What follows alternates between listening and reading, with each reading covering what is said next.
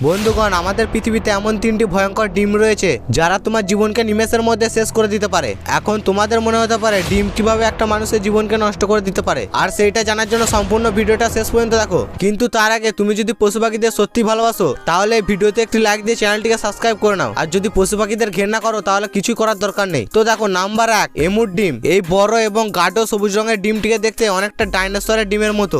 এর আকৃতি এবং এর খোলস এই ডিমটিকে অন্যান্য ডিমের থেকে একদম আলাদা করে তোলে।